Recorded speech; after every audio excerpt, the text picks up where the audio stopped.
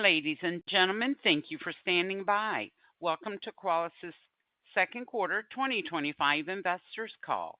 At this time, all participants are in a listen-only mode. After the speaker's presentation, there will be a question-and-answer session. To ask a question during the session, you will need to press star 11 on your telephone. You will then hear an automated message advising your hand is raised. And to withdraw your question, please press star 11 again. Please be advised that today's conference is being recorded. I would now like to turn the conference over to Blair King, Investor Relations. Please go ahead, sir. Thank you, Michelle. Good afternoon and welcome to Qualys' second quarter 2025 earnings call. Joining me today to discuss our results are Sumedh Thakar, President and CEO, and Joo Mi Kim, our CFO. Before we get started, I would like to remind you that our remarks today will include forward-looking statements that generally relate to future events or our future financial or operating performance. Actual results may differ materially from these statements.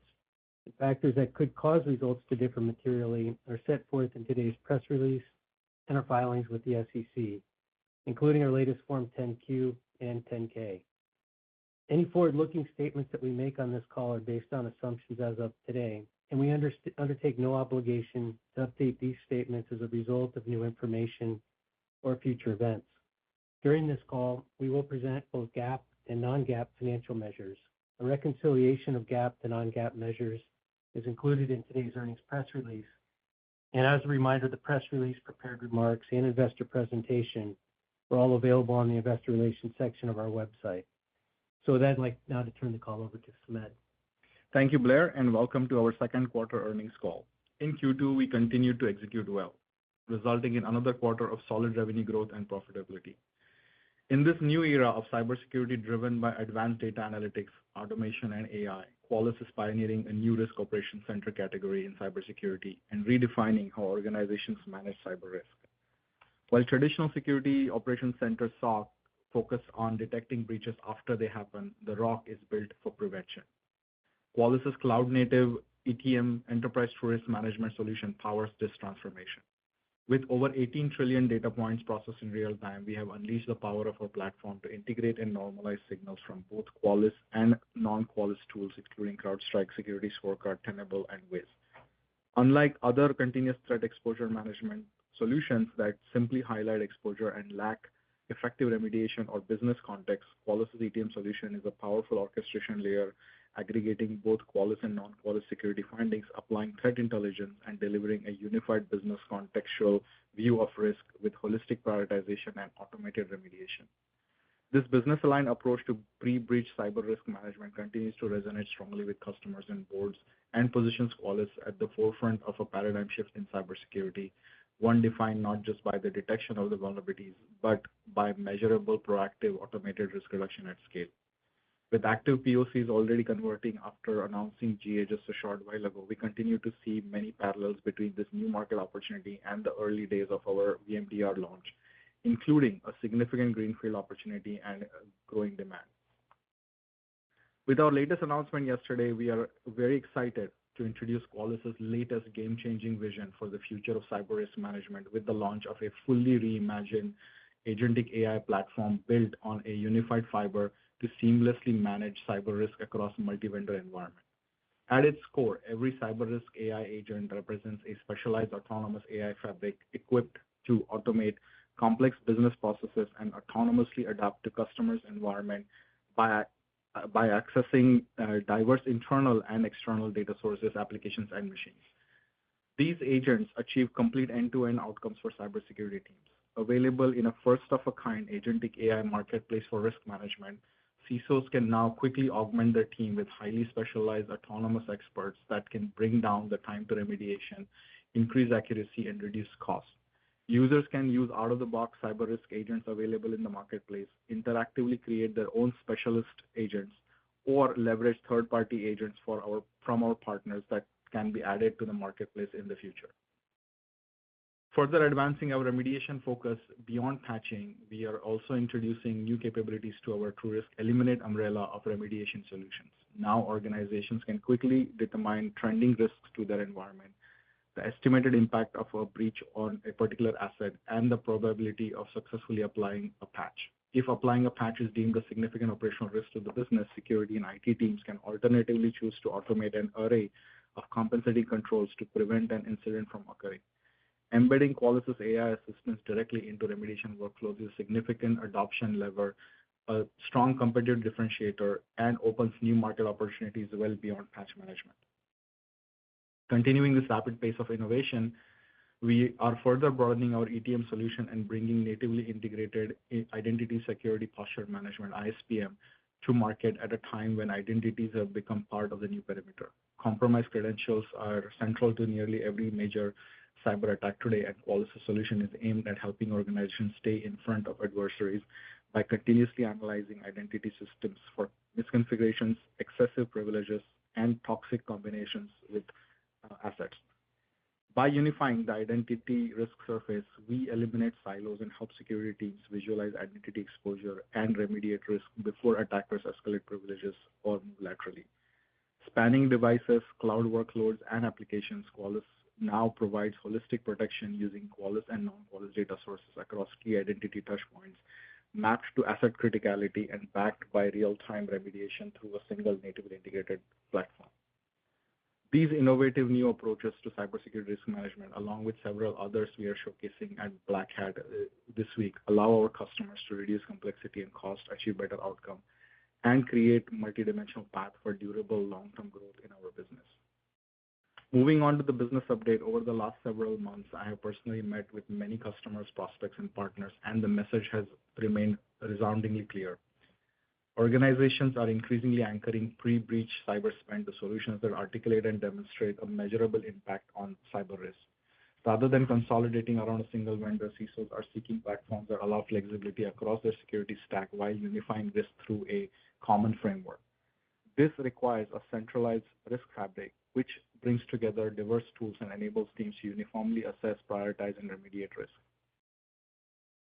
With a 25-year track record of converting operational challenges for customers into strong competitive advantages, we are well positioned to capitalize on these evolving market opportunities. In Q2, this success was demonstrated by the number of customers spending $500,000 or more, growing 7% from a year ago to 212. It was also evidenced by notable industry endorsements in the market we helped pioneer.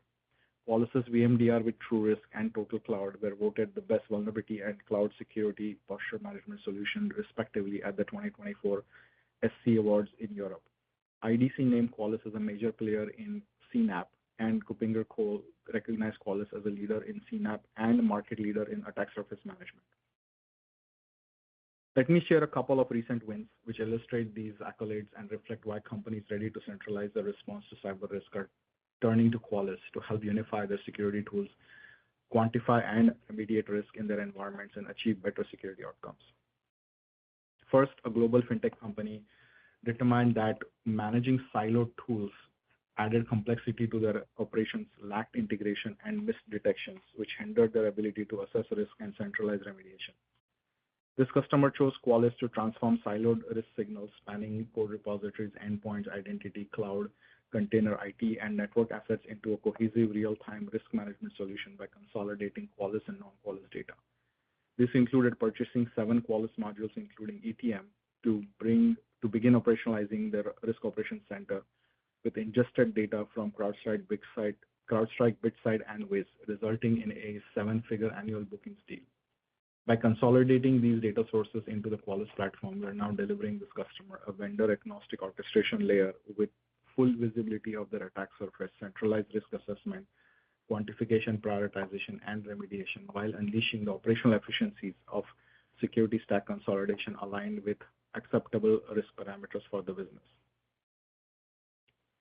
Another marquee win was a large federal government agency previously using multiple legacy and next-gen solutions to manage a variety of risk management use cases across their IT, security, and DevOps teams.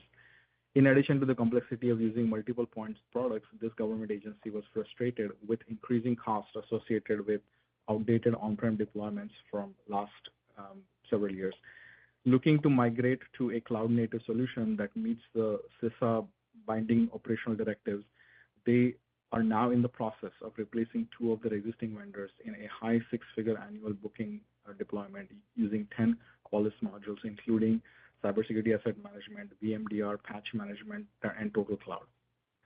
Through this highly strategic and competitive win, the customer is now able to leverage unified dashboards across nearly a dozen separate bureaus that provide them a greater insight and automation that any of the competitive products that they had evaluated, while taking full advantage of the speed and scale of the integrated platform. With out-of-the-box support for CDM within the CISA framework, we are now working towards a phase 2 agency-wide rollout of the cybersecurity asset management solution, representing a significant upsell opportunity for us. Beyond this win, we are pleased to announce Qualys has recently received agency authorization for FedRAMP High. With this authorization, Qualys is the only FedRAMP High platform offering inventory vulnerability management, patch management, CSPM, container security, and EDR in a single unified workflow across hybrid environments. As government agencies increasingly transition workloads from on-prem environments to the cloud, the achievement marks a significant milestone and establishes Qualys as the only modern alternative to legacy scanners for federal, state, and local agencies. Our authorization, consolidated platform, and continued investment in public sector expansion underscores our commitment to this market and positions Qualys well to drive long-term incremental growth. That momentum was on full display at our second annual public sector risk conference, cyber risk conference in May, where we were especially encouraged by the strong turnout and positive feedback to the concept of a risk operations center to bring efficiency to government agencies instead of playing risk whack-a-mole with multiple siloed legacy solutions. Investing in our partners' ecosystem remains a key pillar of our growth agenda. Through our strategic technical alliances program, we are driving deep technology integrations, co-selling opportunities, and demand generation programs. We believe this expanding ecosystem bolsters our capacity, harnesses transformative solution sales, and brings new business to Qualys. Additionally, we have advanced our global ROC ecosystem by certifying 3 new strategic MROC partners who wanted to partner with Qualys to bring the ROC to their customer base. With growing channel momentum and a growing pipeline of fresh new MROC services being offered to customers, we look forward to sharing some exciting new wins in the upcoming quarters. With more and more customers and partners beginning to perceive Qualys as a leading pre-breach risk mitigation management platform that consolidates and orchestrates multiple security solutions and workflows, I am pleased to announce May Mitchell as our newly appointed CMO. Pipeline creation, growing module adoption, winning new business, and evangelizing the AI-native ROC are key priorities. With May at the helm and her long experience in cybersecurity, we are intensifying our marketing activities and increasing focus on ramping top-of-the-funnel initiatives and enhancing brand awareness to help drive adoption of the Qualys platform to new heights. To further accelerate awareness and unleash new Qualys capabilities for customers, I'm also pleased to announce the launch of our Qualys platform pricing model, where we enable customers to purchase Qualys units, QLYS, providing access to the entire platform and flexibly utilizing Qualys modules of their choice over the course of their subscription term. Instead of purchasing Qualys modules individually, organizations now adopt the products they need today and in the future through a frictionless process designed to flexibly replace existing technologies and seamlessly switch between Qualys modules. Customers are expressing strong enthusiasm for this new pricing model, and we believe it will further enhance long-term customer loyalty, drive larger lands, reduce cost, and bolster cyber resilience over time, with more customers adopting more Qualys solutions faster.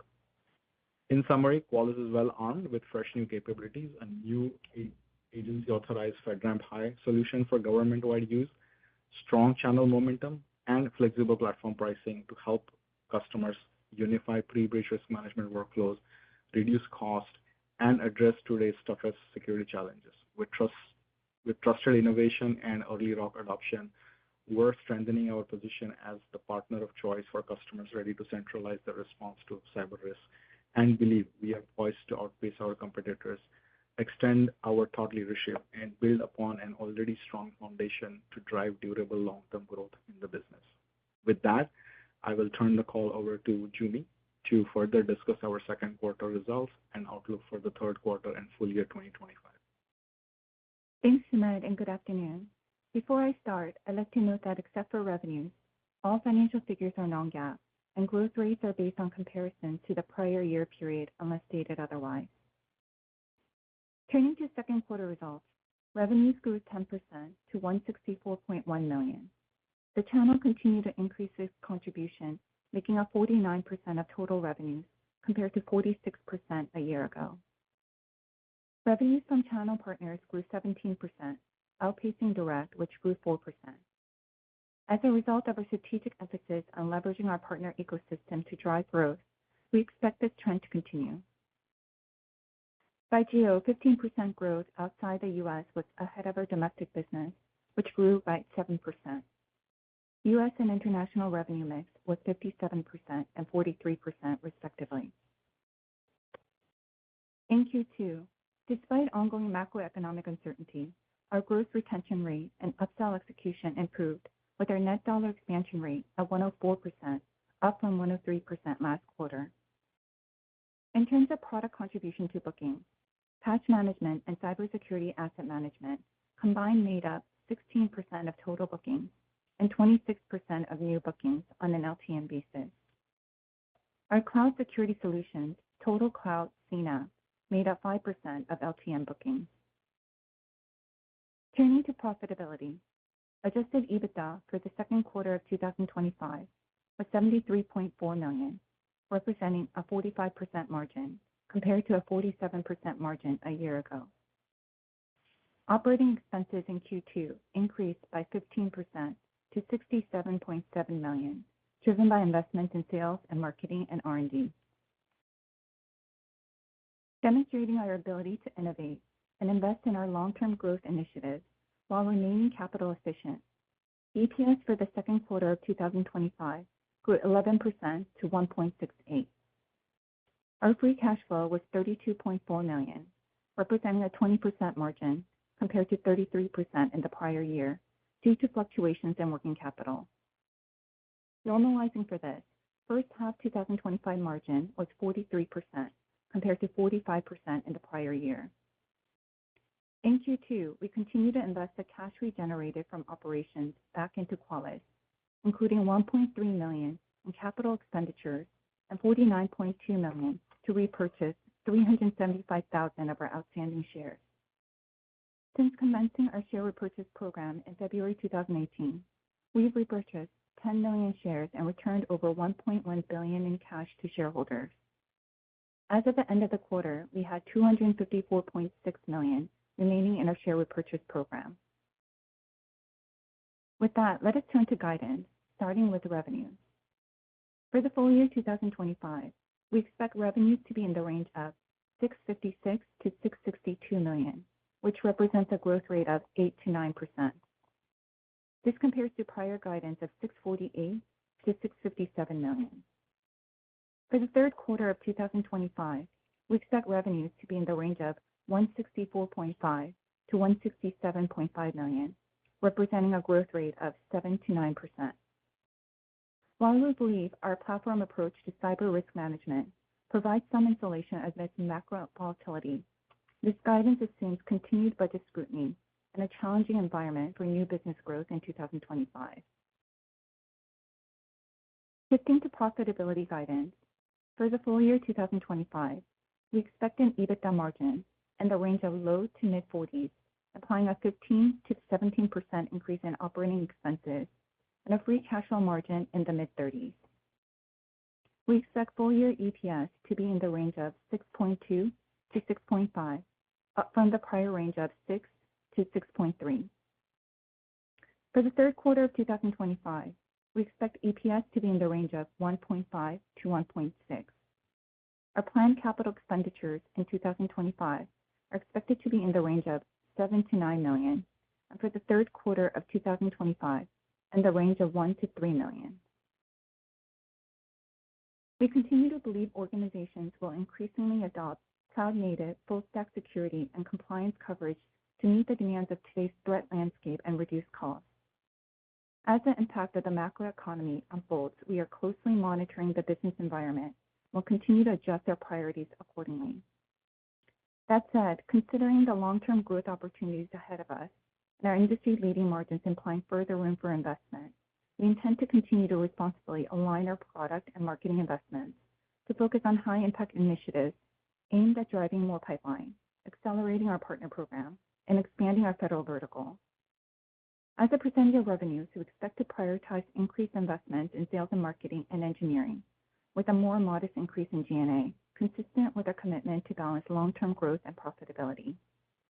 With that, Sumedh and I would be happy to answer any of your questions.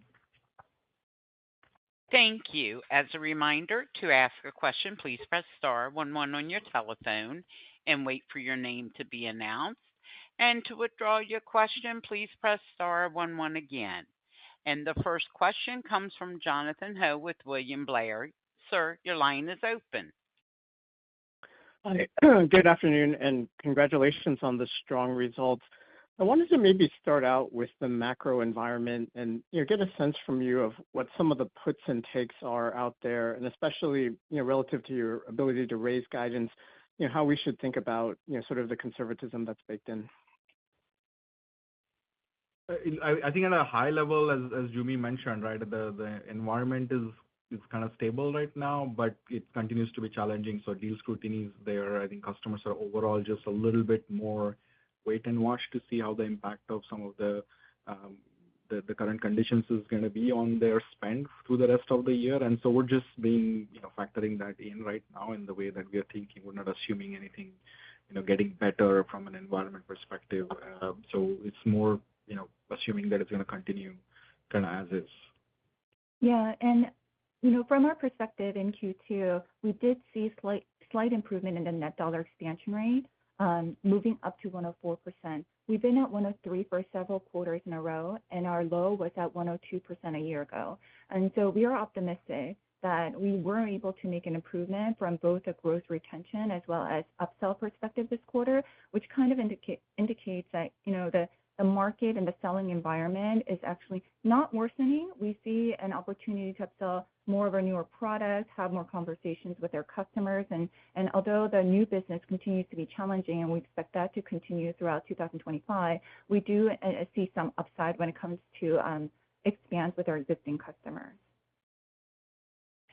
Excellent. And just in terms of a follow-up, can you help us understand how maybe the MROC messaging has been performing? Just given the challenges of selling sort of new platforms in the environment, what's maybe resonating the most with customers and causing them to choose to go in the MROC direction? Thank you.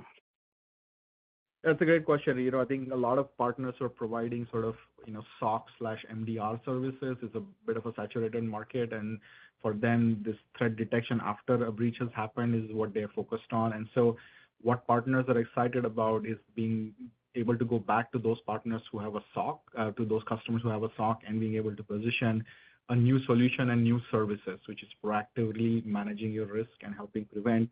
A lot of them sort of provide some managed vulnerability service here or there, but there is no, and then there is cloud, and then there is identity. And so when you look at risk management, there is sort of no easy holistic service that a lot of them are offering. And so what MROC does is part of the Managed Risk Operations Center concept. They can go to the customers that have SOC and say, hey, we now have a new capability that you can upsell to, which allows you to implement a similarly operationalized risk operation center environment built on the Qualys platform, and it does not require them to switch out solutions that they are potentially using for cloud security, for identity, that this is something that can be built on top of that. And so they're excited about that because this allows them to create services, and services revenue is very interesting for them rather than just a few points here or there on the price of the individual SKU. And so in some cases, can potentially add $5 of service to $1 of ETM that they could sell as a representative example, right? And so that is where we are seeing these partners are excited. Of course, they have to build out new services and they have to build out new practices to be able to do that. But the excitement of being one of the few MROC partners that actually is able to offer this service is very interesting for them because that differentiates them from the other 200 players that are only offering MDR. Thank you. And our next question will come from Roger Boyd with UBS. Your line is open.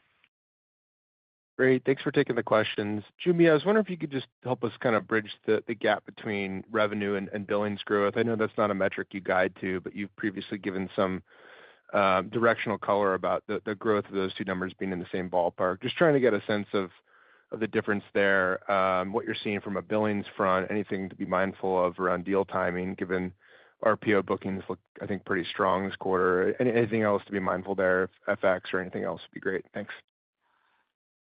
Yes, so revenue is lagging. I would say that current billings on an LTM basis could be indicative of the bookings performance, which is more of a leading indicator. So I understand the focus on the current billings. At the beginning of the year, what I had kind of given an indication for current billings at around like 6 to 8% in line with the revenue growth guidance, 6 to 8% at the beginning of the year. For current billings, I would say that still remains true.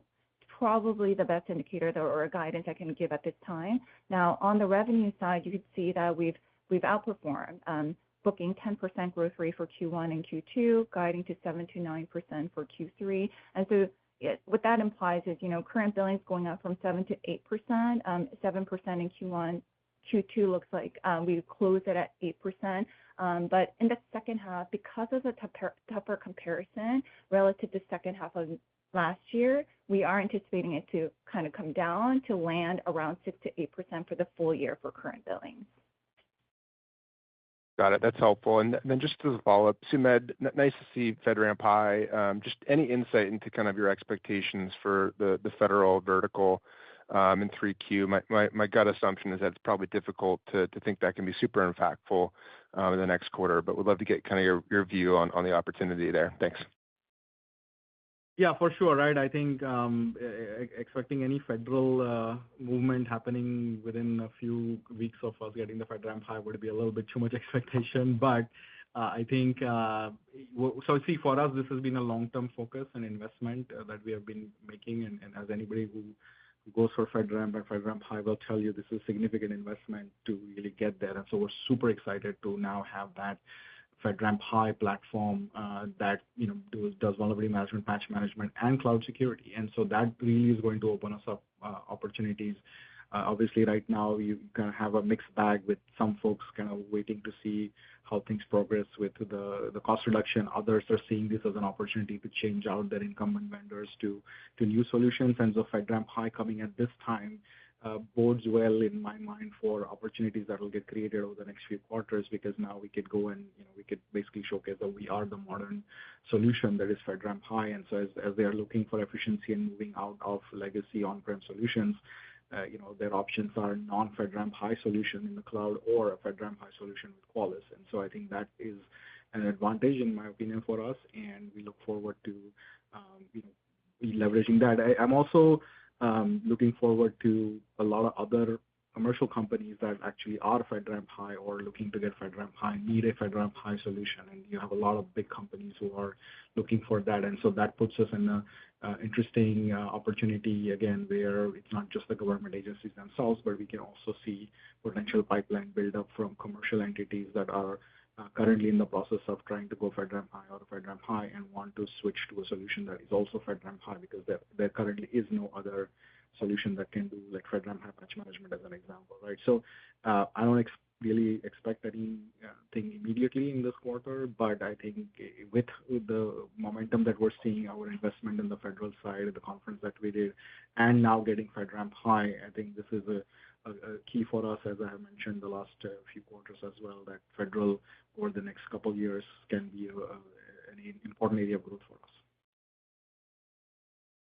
Very good. Thank you both.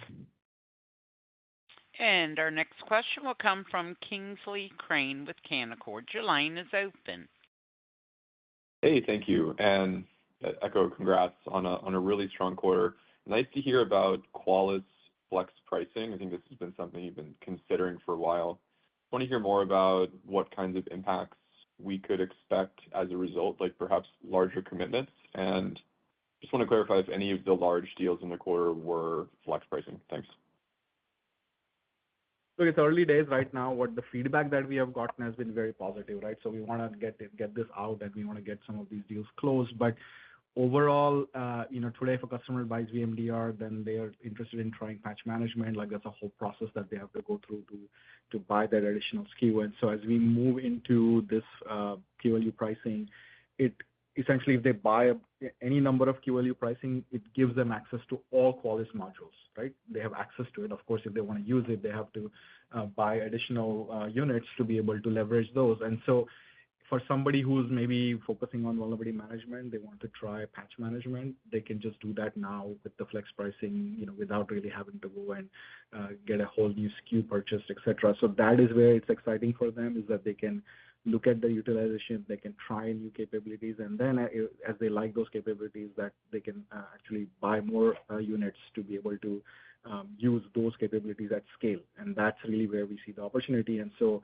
we are looking forward to seeing the kind of uplift that we can get, because that can get a customer interested in buying a few additional units so that they can leverage broader platform capabilities, right, as they do the purchase.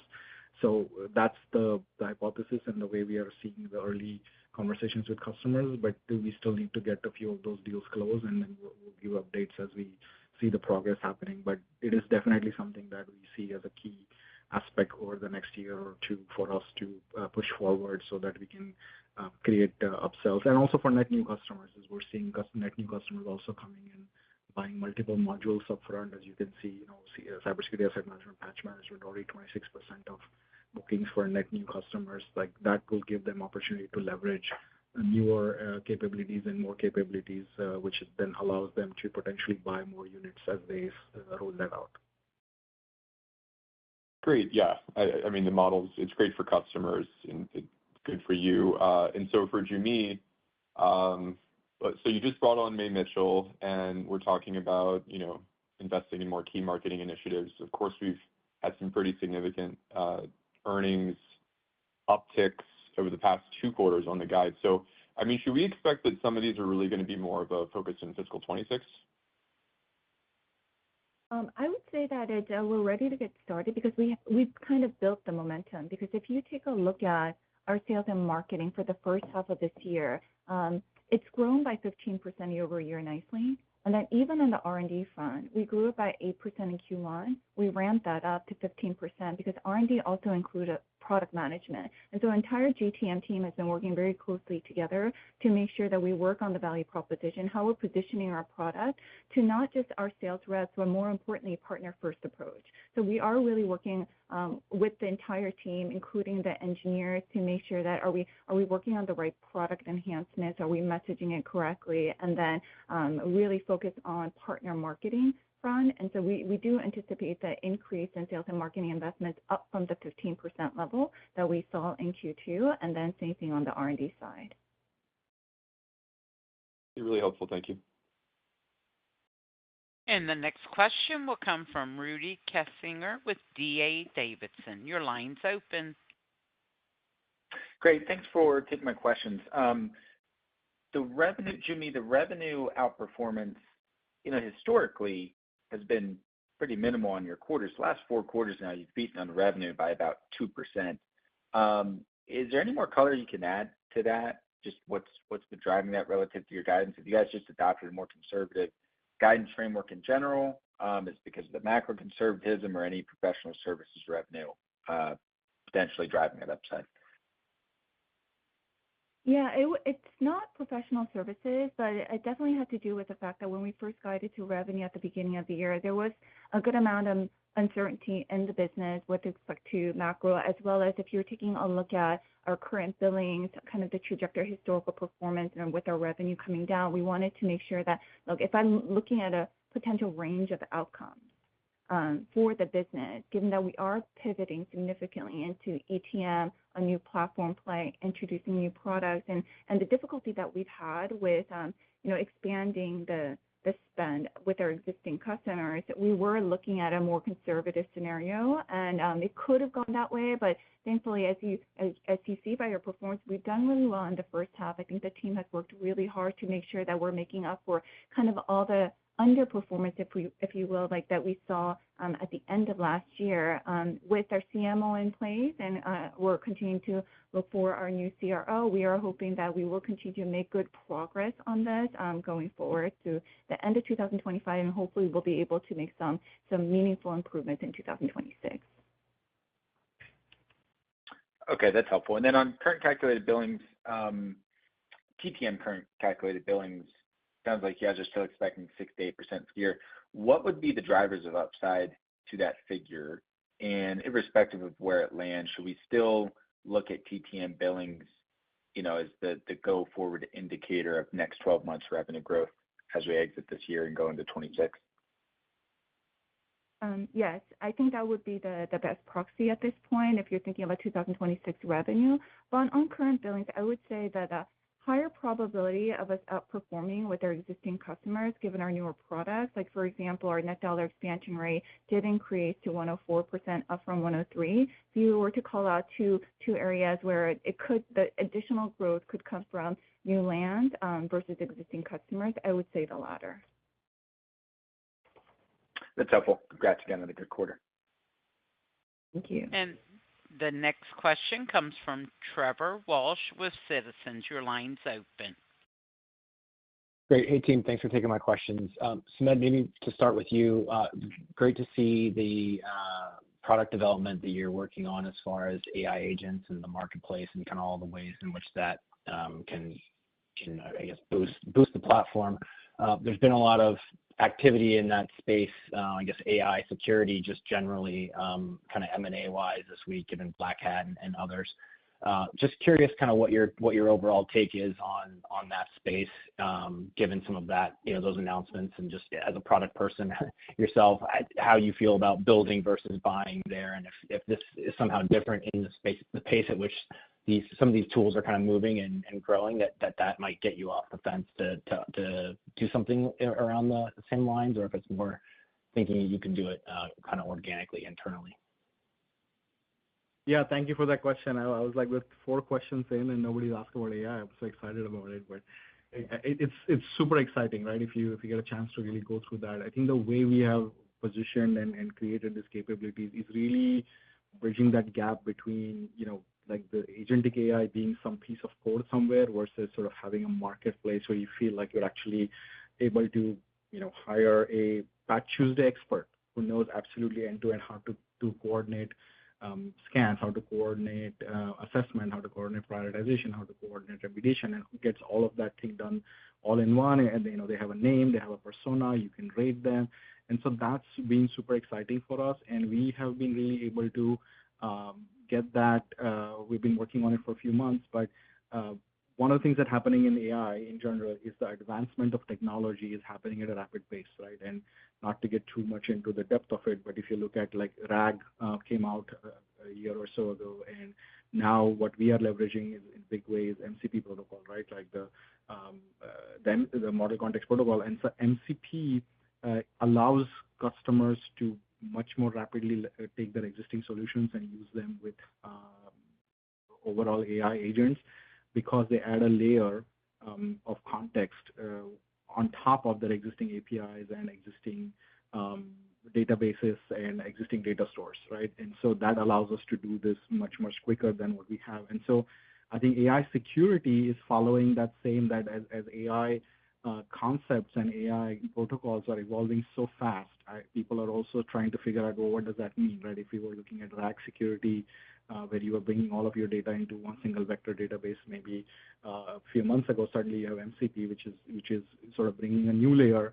Now, bringing that new layer of MCP doesn't mean that your existing data store and all of that does not have to have the traditional security. It still needs to have the security that you need to. And so what our team is doing is really rapidly tracking sort of these enhancements and new capabilities that are coming out in AI and responding accordingly. And that's where we came up with Total AI a few months ago, when people were running LLMs in their own environment. And now we're seeing LLMs being run, at least the foundational LLMs being leveraged from Bedrock as a service. And so we're pivoting quickly to provide capabilities around MCP protocol, MCP discovery, and MCP mapping, as well as MCP authentication authorization capabilities. So I think there's always opportunities for us to look at some players that are upcoming, but it's just so dynamic right now that we also want to wait and watch as we develop our own solutions to see which direction is going to be the stable direction for some of these AI capabilities to go.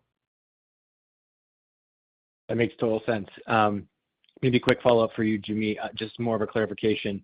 So now that you have the FedRAMP High in place, I know that some of the investments in the past around sales marketing were to build out the public sector team. So do you feel like those investments now are just kind of waiting to deliver on the ROI of those, or will there still be, as part of that increased spend you noted going forward, kind of public sector pieces or elements to that? Thanks. There are definitely pieces, just because we are making sure that, all the investments that we made to achieve FedRAMP High have already been made. But with that said, there's maintenance and there's also GTM efforts, right? Marketing efforts to make sure that we just opened up the DC office, to make sure our customers know that we have a presence in DC. And so we'll be working very closely with our marketing team to make sure that, we have all the opportunities out there. I think that from a meaningful booking perspective, it won't happen until next year. But we've been ready. I think it's just about execution at this point. Great. Thanks both for the questions. And the next question comes from Patrick Colville with Scotiabank. Your line is open. Hi, this is Joe Vandrick on for Patrick Colville. Sumedh, that global fintech win you highlighted is a great example of consolidation on the platform. So how often are your conversations turning into multi-product platform deals versus customers just buying a module to solve a specific pain point? The way the space is evolving is very interesting, right? There are opportunities for consolidation in certain areas with the vendor, and you see that happening with CNAP, where in the past it used to be multiple cloud security solutions are kind of going under one umbrella.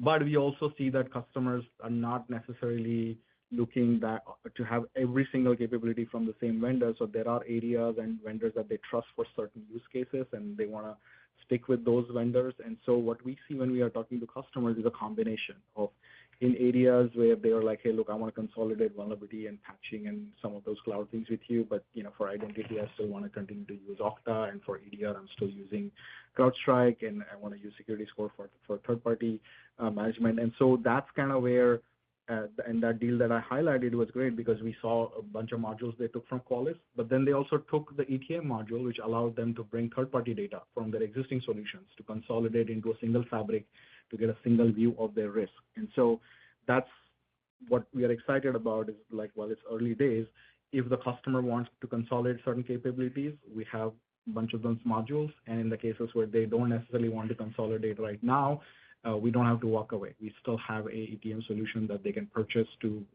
take the data from the existing modules and actually provide better value of their investment in some of these third parties. And in one of the conferences in DC, I showcased this sort of a funnel view where we took 65 million findings across Wiz, CrowdStrike, Qualys, Security Scorecard. And after we applied the Risk Operations Center paradigms, threat detection, and business context, it went from 65 million overall findings to 2 million that actually mattered. And then after we applied the business context, it went down to 300,000 that actually were adding business risk to the customer. And that kind of an outcome from a Risk Operations Center really was exciting for them, so they could get the value without having to do a vendor replacement and going through that process. They could, combine Qualys modules with third-party data and get real meaningful outcome and value for their board. Thanks. That's helpful. And then maybe one for Joo Mi. I know you guys mentioned an improvement in gross retention and net retention. So I'm wondering if you attribute that mostly to the macro environment, or is that driven by improved execution, or maybe a little bit of both? I would say it's hard to parse it, but it's probably a little bit of both, because if you're talking about our net dollar expansion rate increasing this quarter relative to last quarter, it's a cohort of customers that were up for renewal in this quarter. And from the discussions that we were having, it's not just that we start today. We typically start discussions like, throughout the entire year, definitely at least a quarter before the intended renewal date. And what we've seen is, I think that there's less of a macro headwind today than we saw definitely at the beginning of the year. So with our continued execution, continue having multiple discussions of our new products and the value prop and how we're evolving as a company and how our product tweets that it makes sense for them, especially with what's upcoming with the new pricing model. It's really resonating with our existing customers. Got it. Thanks so much. And our next question will come from Joshua Tilton with Wolfe Research. Your line is open. Hey guys, thanks for taking my questions. Two for me. The first one is, Sumedh, unless I misheard you, I think you spoke to some channel initiatives that you expect to drive some large deals in the second half.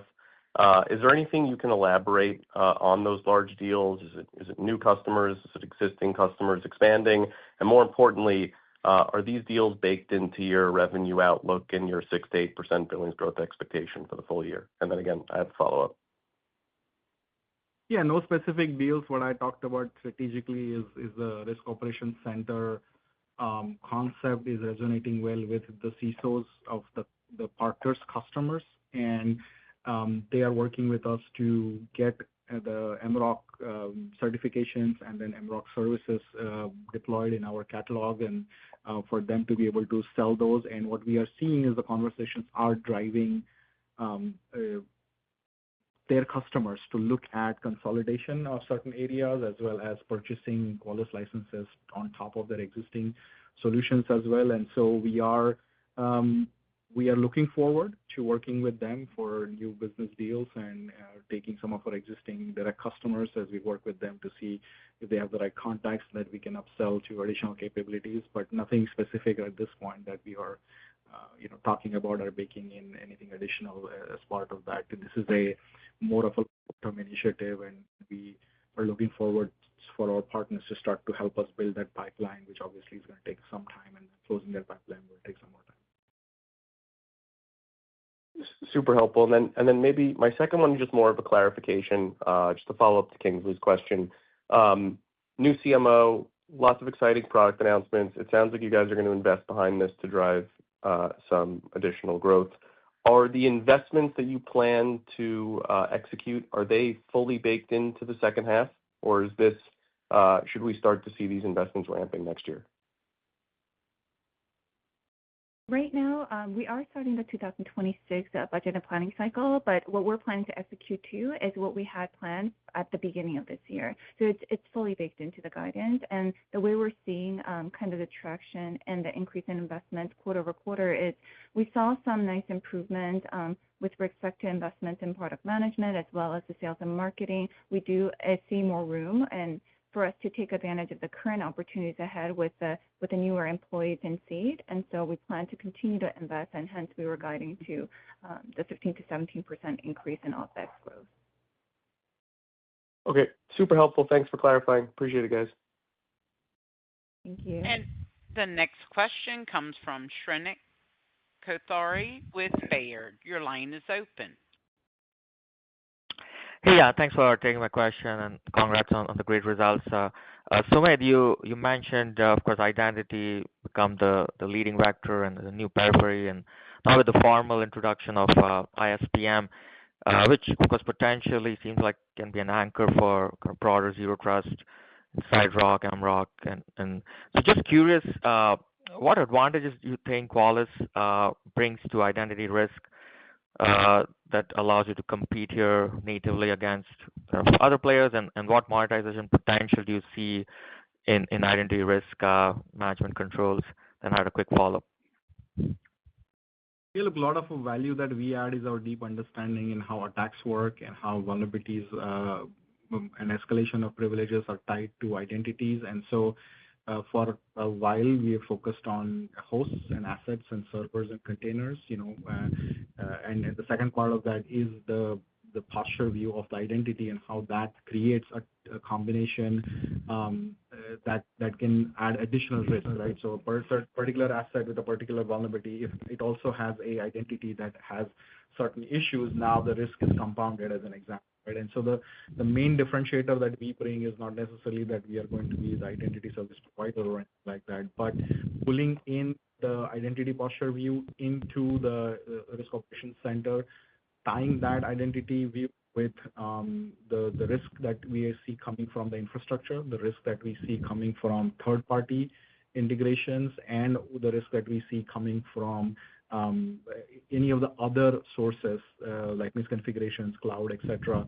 How do we bring a more holistic view of that identity, and as it ties to the assets themselves, and as it ties to the customers, vendors, and how does that create a compound risk is really our main focus. And so it's not necessarily for that we are going to replace some of the provider that they might have for identity. It is more how do we integrate with the provider that they have for identities and then provide them a better view of the risk, which is not siloed only for identity, but it's actually a combined view of the identity and the asset together with the context of the threat actors who are utilizing that. That's really the focus.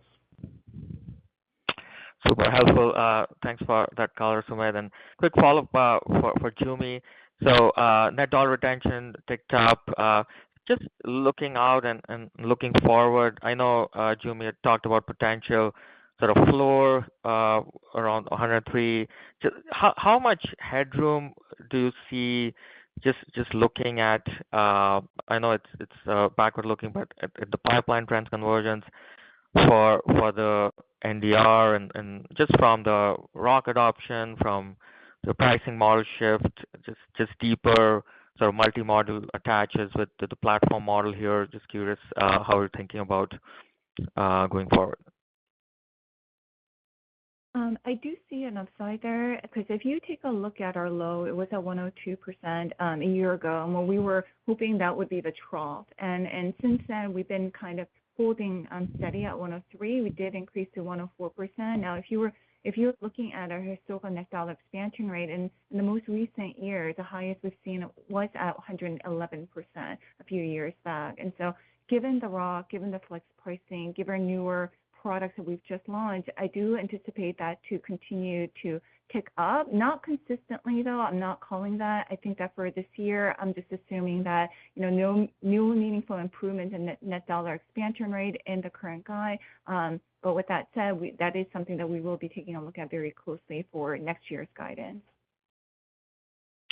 Got it. Very helpful. Thanks, Joo Mi. Appreciate it. The next question will come from Mike Cikos with Needham. Your line is open. Hey, guys. Thanks for taking the question here. I just wanted to cycle back to the improved commentary we're hearing today on upsell activity.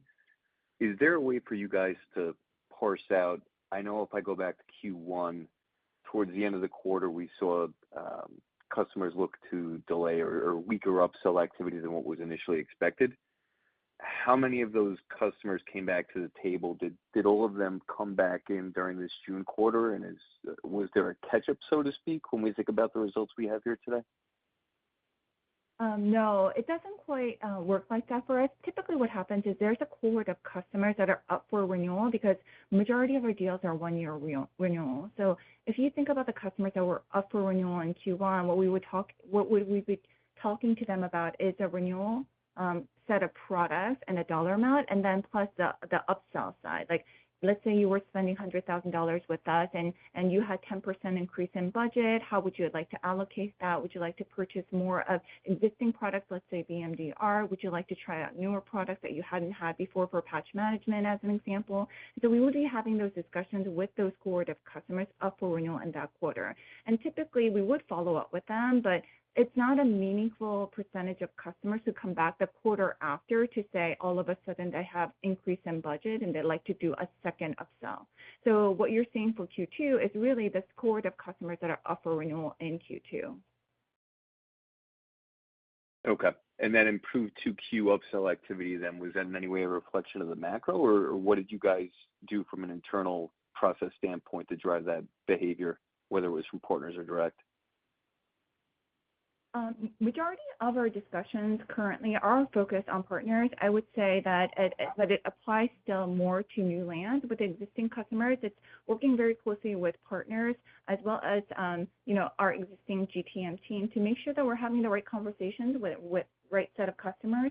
I think that it's not necessarily due to one versus another. I think the macro from our perspective definitely hasn't worsened. I think there weren't any surprises in the quarter when you're looking at external factors. We are getting better in terms of making sure that how we're communicating with our existing customers, how they should be thinking about Qualys products and adopting newer products, as well as utilizing their existing subscription. We've been getting better at it. And so I think all of it kind of contributed to the slight uptick in the net dollar expansion rate. Terrific. Thank you. Okay, and our next question will come from Brian Essex with JP Morgan. Your line is open.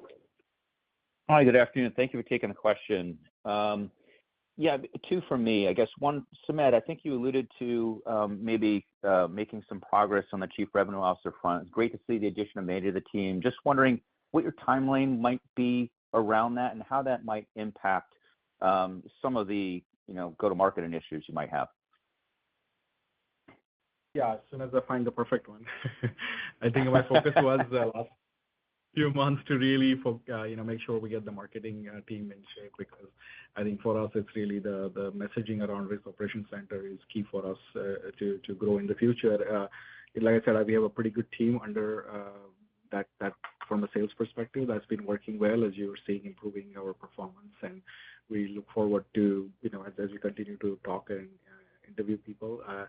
I think I don't have a timeline right now. I'm honestly just looking to find the right fit for us as we move more of a partner-led approach. So we need a CRO that's going to be focusing more on partners rather than building a direct sales force, etc. And I think from that perspective, it's not that necessarily we're holding back too much on we are continuing to invest in the business. And of course, whenever we have a new CRO, we will work through and figure out kind of what the strategy change, if anything, is needed, where that falls, and then any investment changes will follow according to that. So, Jimmy, I don't know if you want. Got it. Super helpful. And maybe quick housekeeping question for Jimmy. FX really moving around a lot this quarter. Just wondering what the impact was, I guess, both on the revenue side and then on the cost side of the business as you see it, and what we should expect. Should we see the same, I guess, devaluation of the dollar towards the back half of the year? Yeah, for us on both fronts, whether you're looking at the top line or the expense line, it wasn't material for us just because we do hedge both. And so what we'll do is we are monitoring it. When it becomes meaningful, we will call it out. Got it. Helpful. Thank you. And the next question will come from Rob Owens with Piper Sandler. Your line is open.